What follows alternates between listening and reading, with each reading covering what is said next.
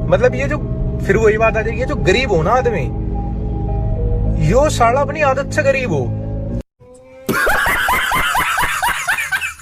मतलब वो अलग ही लेवल का बंदा था।